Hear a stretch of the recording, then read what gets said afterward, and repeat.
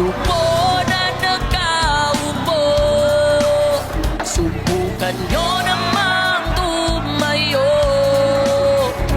at baka matanaw, at baka matanaw ninyo ang tunay na kalagayan ko. Siya tao ko, nandiyan po pa kayo sa loob ng malaking bahay at malawak na bakuran.